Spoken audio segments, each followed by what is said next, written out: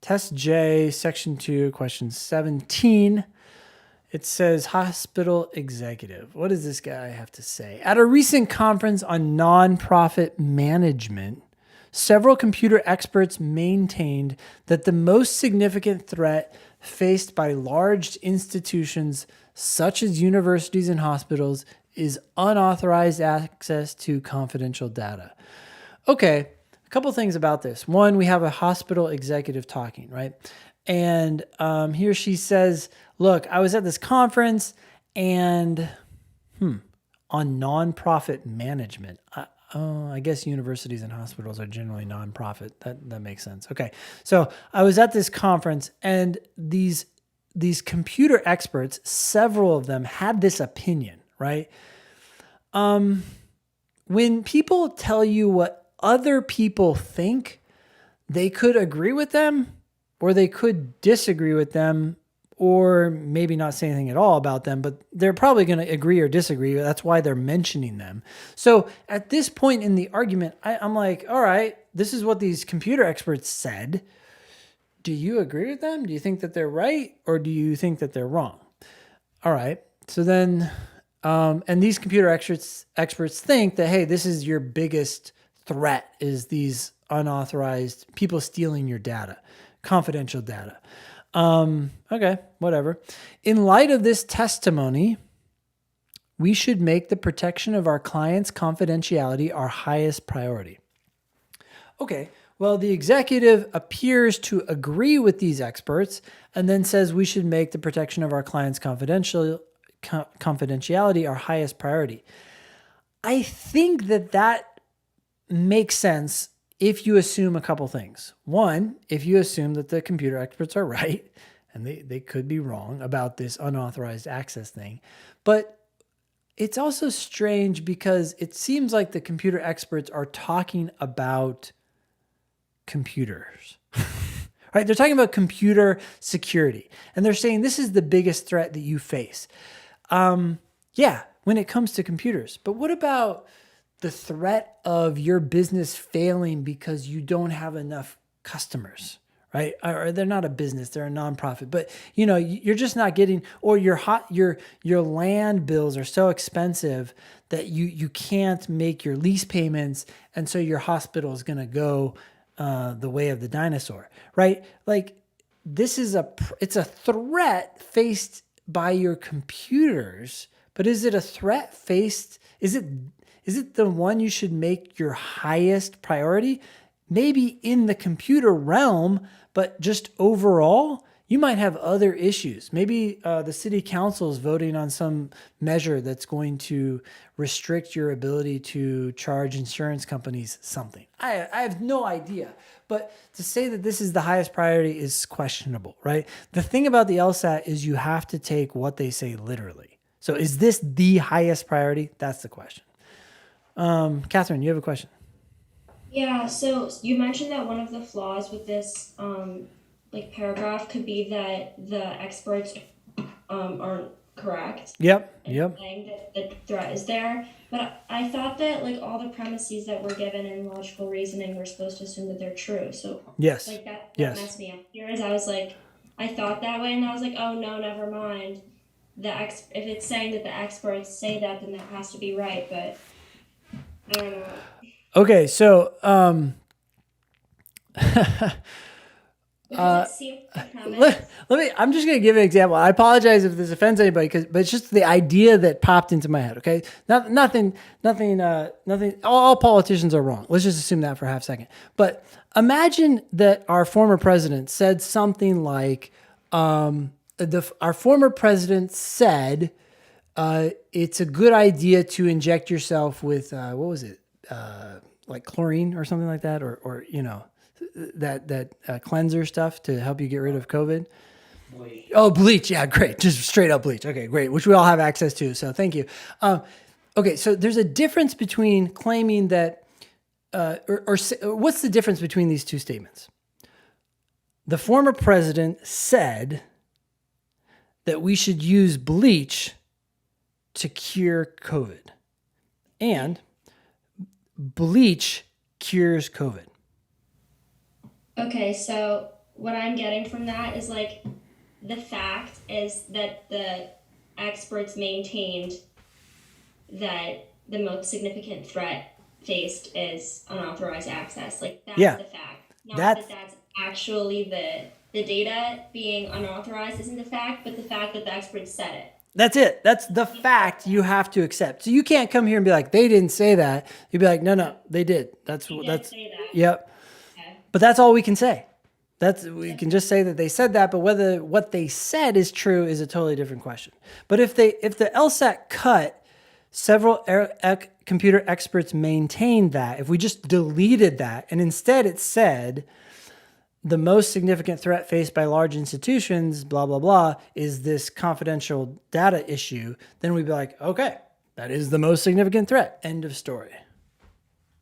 Okay, that makes a lot more sense. Thank you. Yep. The question says, the hospital executive's argument is most vulnerable to which one of the following objections? Okay, this is a flaw question yet again, which is not surprising because this is the most common question type, by the way, on the test. In logical reasoning. A, the argument confuses the causes of a problem with the appropriate solutions to that problem. This person is not confusing, like, the cause of the problem is people coming after us, and the solution to that problem is this other thing. And I'm actually confusing those two things. I think the solution to the problem is the people coming after us. No, this person isn't confusing causes and solutions. Like, oh, I'm mixed up about which one is which. So that's not happening here. Thus, this is wrong. B, the argument relies on the testimony of experts whose expertise is not shown to be sufficiently broad to support their general claim. Yes, I know it's kind of a wordy answer, but the experts have, for all we know, they're computer experts. So their expertise is broad enough to cover computer problems. But when you turn around and say, okay, well, therefore, this is our highest priority, this is our biggest problem, and you ignore everything else, it's like, do you know about finances? Do you know about politics? Are you sure, computer expert, that this is the biggest problem facing that hospital? Maybe it's just the plumbing. They can't get the plumbing right, and everybody's getting sick from the bad plumbing. Like, that could be their biggest problem. You just don't know anything about it. So the argument has not shown that they have the expertise to make such a broad claim. That's going to be correct. C, the argument assumes that a correlation between two phenomena is evidence that one is the cause of the other. Okay. This is actually the flaw we saw in an earlier argument, right? This is LSAT's number 2 most common problem or flaw. And that's not happening here. We're not confusing what causes what, or just from a correlation. So that's wrong. D, the argument draws a general conclusion about a group. Okay, maybe this person's hospital. About a group based on data about an unrepresentative sample of that group. No, there's no like samples here being mentioned. E, the argument infers that a property belongs to large institutions. Oh, I'm sorry. The argument infers that a property that belongs to large institutions belongs to all institutions. No, this conclusion was limited to this executive's hospital. So we aren't drawing any conclusions about everybody else. So this is wrong. All right, questions on that one? Yes, go ahead, Gabe. Am I wrong to my first thought when I read this was computer experts having an opinion on like infrastructure security, because like computer expert has nothing to do, if you know computers well, it doesn't mean you have any knowledge on the security of like a large organization's infrastructure. Oh, you mean like that are also like physical or something like that? Right. Like when I see computer expert, yeah, I think of like my laptop on and off at Office Depot. Yeah. Very infrastructure expert. I do. I think that is a specific instance of their lack of scope, right? Like, they're an expert in this particular domain, but what about a little bit beyond that? I don't know if that matters here, though, for the conclusion, because if you make the protection of your confidentiality your highest priority, that may be with computers or with infrastructure, I think the bigger problem here is that maybe confidentiality isn't the highest priority because there's something even far outside of that. Yeah, fair enough. Drawn. When I first read the passage or the paragraph, my initial thought was just because something is the most significant threat, does that necessarily mean that it should be your highest priority? Would Yeah, okay, that's another possible objection. Let's assume for a second that it is actually the most significant threat to your organization. That there are all other threats have been considered, right? Political, financial, whatever, structural, and you're like, okay, this is the most significant threat facing us. Then should something else be your highest priority? Maybe, but it's not like we're as angry about that as we are about other things, right? Going from biggest threat, if it actually is your biggest threat, to, oh, that means it's my highest priority. It is a jump, but how big of a jump is that, right? How many people are going to hear that and be like, well, that's bullshit, right? Like most people are like, it probably should be your highest priority. So for future questions, if I see something similar to that, I shouldn't automatically assume that would be the flaw.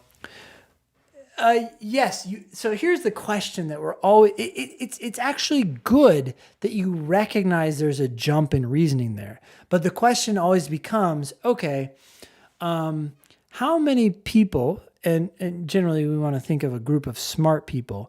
How many people in a large group of smart people are going to stand up and say, hey, that's not necessarily true, right?